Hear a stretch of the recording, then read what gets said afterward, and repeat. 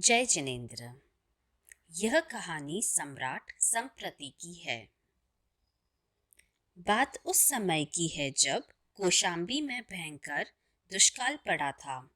गली गली और घर घर में भिखारी पुकार रहे थे, पर ऐसे दुष्काल के समय कोई भी भिखारी को भीख देने को तैयार नहीं था। उन्हीं दिनों आचार्य भगवंत सुहस्ती सुरीश्वर अपने शिक्षक परिवार सहित नगर के बाहर उद्यान में ठहरे। दोपहर के समय दो युवा श्रमण नगर में गोचरी हेतु पधारे। किसी सेठ की हवेली में उन्होंने प्रवेश किया। सेठ ने मुनि का स्वागत किया। एक भिखारी भी छुपता हुआ मुनि के पीछे पीछे भीतर आ गया, किंतु नौकरों ने उसे द्वार पर ही रोक लिया। सेठ ने मुनि को बड़े ही भावपूर्वक मोदक वहोराए। मुनि इनकार कर रहे हैं, किंतु सेठ जी आग्रह कर रहे हैं। इस दृश्य को द्वार पर खड़ा भिखारी देख रहा है।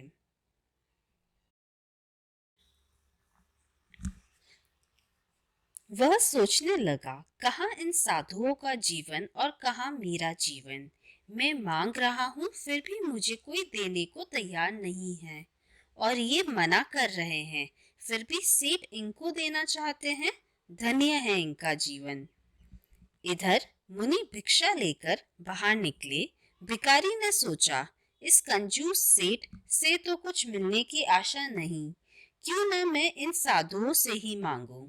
जैन साधु बड़े दयालु होते हैं, यदि थोड़ा सा भोजन दे देंगे तो मेरा पेट भी भर जाएगा।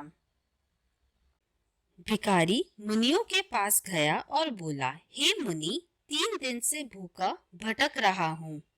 अन्न का एक दाना भी नहीं मिला। आप मुझे थोड़ा भोजन दे दीजिए।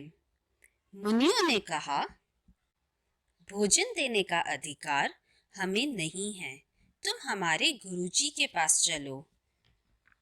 भिखारी मुनियों के पीछे पीछे चलता आचार्य सुहस्ती सूरी के पास पहुंचा। भोजन की याचना की। आचार्य श्री ने क्षण भर के लिए ध्यान लगाया। ओहो, यह घटना किसी उज्जवल भविष्य का संकेत दे रही है।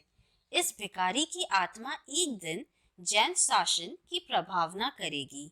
गुरुदेव ने भिखारी से कहा, गृहस्थ को आहार देना ये जैन साधु का आचार नहीं है। यदि तुम साधु बन जाओ तो भले ही यह भोजन पा सकते हो। भिखारी ने सोचा, साधु बनने में बुराई ही क्या है, भोजन भी मिलेगा और वस्त्र भी। उसने तुरंत ही हाँ कर दी। आचार्य श्री ने वहीं पर उस भिखारी को दीक्षा दी।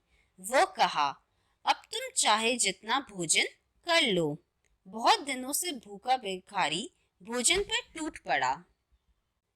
बहुत दिनों से भूखा भिखारी भोजन पर टूट पड़ा। पेट भर गया, फिर भी मन नहीं भरा। ठूस ठूस कर खाता रहा और अति भोजन से विशुचि का रोग हो गया। वह भूमि पर गिरकर छटपटाने लगा। इधर पेट फूल रहा था, उधर सांस तेज तेज चलने लगी। वैद्य को बुलाया गया। अनेक धनवान सेठ सेठानी उस नव दीक्षित मुनि की सेवा में जुट गए। कोई पेट पर लेप लगा रहा था, कोई पैर दबा रहा था। स्वयं आचार्य श्री भी उसकी सेवा में लगे हुए थे। यह सब देखकर नूतन मुनि सोचने लगा, अहो, साधु बनते ही मेरे जीवन में कितना बड़ा परिवर्तन आ गया। ये सेठ साहूकर जो कल मेरे सामने देखने को भी तैयार नहीं थे, आज मेरी सेवा कर रहे हैं। धन्य है इस वेश को, धन्य है जिन शासन को। मुझे भवो भव यह वेश मिले, परमात्मा का शासन मिले।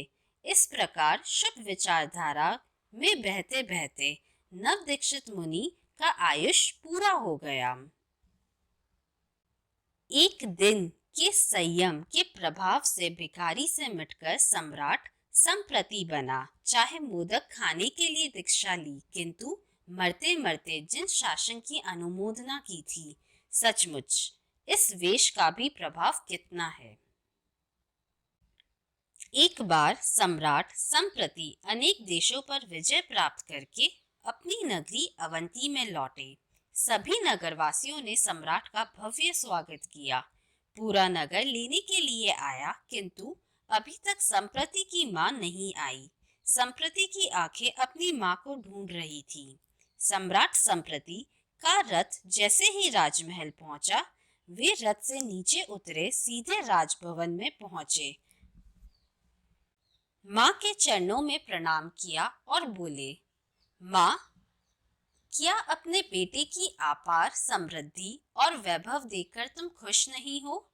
मां बोली, वत्स, ऐसी बात नहीं है। अपने विश्व विजयी पुत्र को देखकर कौन माता प्रसन्न नहीं होगी? परंतु बेटा, तूने इस पृथ्वी को रक्त से रंजित किया है, इसमें तुम्हारी माता को कोई खुशी नहीं होगी। मुझे तो खुशी तब होगी जब तू इस पृथ्वी को जिन मंदिरों से मंडित कर देगा। माँ के कहने की ही देर थी, उसी समय सम्राट संप्रति ने प्रतिज्ञा की, आज से प्रतिदिन एक जिन मंदिर का खुद मुहूर्त करवाऊंगा। साथ ही खुद मुहूर्त होने के समाचार मिलने पर ही अन्न और जल का ग्रहण करूंगा। धन्य है सम्राट संप्रति की प्रतिज्ञा। इस प्रकार अपने जीवन काल में उन्होंने 1.25 लाख मंदिर बनवाए, 36,000 जिनालयों का जीर्णोद्धार करवाया और 1.25 करोड़ प्रतिमाएं बनवाई।